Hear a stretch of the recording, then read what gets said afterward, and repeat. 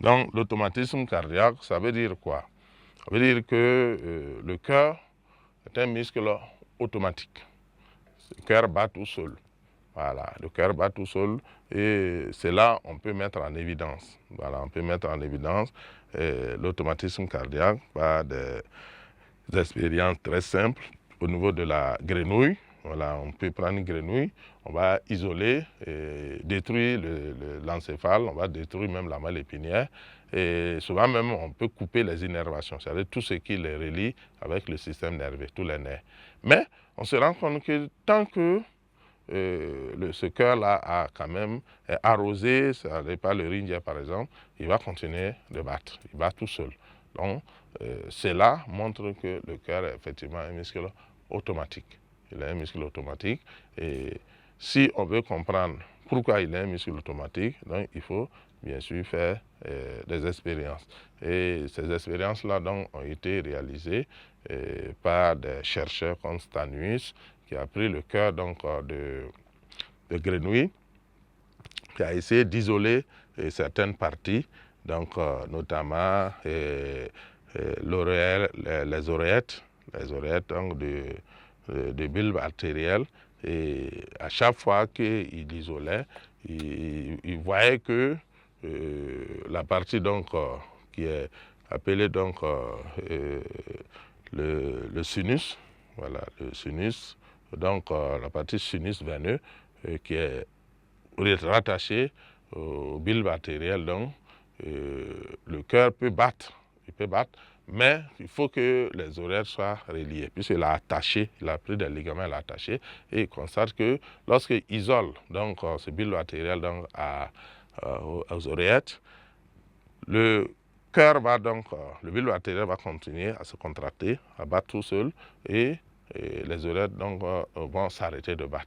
Voilà. Et ensuite, il a mis des ligaments, il a encore attaché et séparé le ventricule, parce que la première partie, il a vu que le ventricule s'est arrêté, mais à un moment donné, il a commencé à se battre un peu, mais à un rythme plus lent.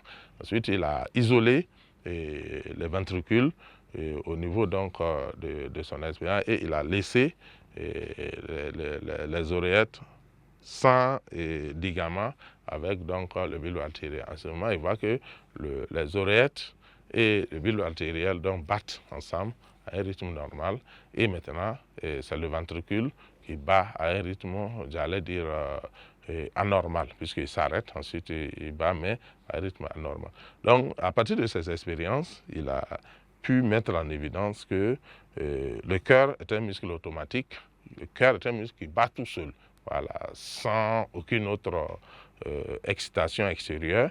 Et il a essayé de montrer effectivement que le centre de l'automatisme cardiaque se trouvait au niveau du cœur et la partie qui a été isolée bien sûr c'est la partie qui est le sinus veineux, donc le sinus veineux qu'il a pu localiser.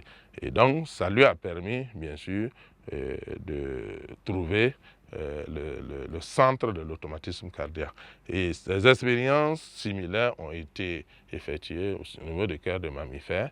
Et en ce moment, on a aussi essayé de localiser des parties de ce cœur.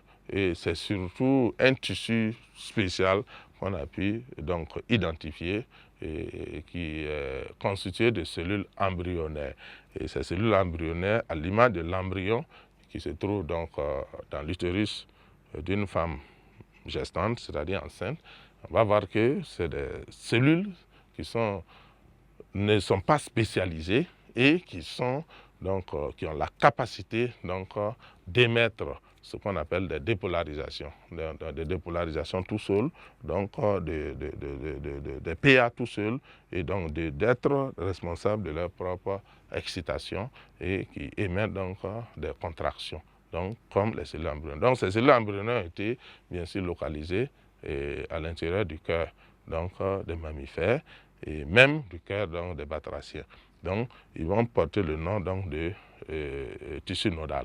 Et le tissu nodal est localisé au niveau de ce qu'on appelle le ventricule droit, au niveau du cœur de mammifères.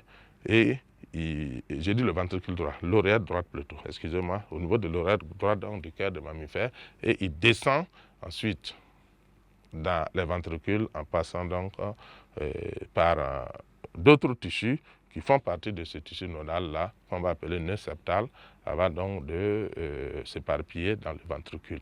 Donc sur le schéma, on va donc revenir sur ces notions pour mieux les expliquer. Donc on va parler donc de tissu nodal, qui sont constitués de cellules embryonnaires. Donc ces cellules embryonnaires-là, il y a donc le nœud sinusal, qui va donc se poursuivre au nœud septal, qui se poursuit donc au nœud septal, donc au niveau donc des oreillettes, et se poursuit donc dans le ventricule, puis dans les deux ventricules par le réseau de Purkinje. Donc c'est l'ensemble de ces éléments-là qui vont constituer donc le tissu nodal qui est responsable donc de l'automatisme cardiaque.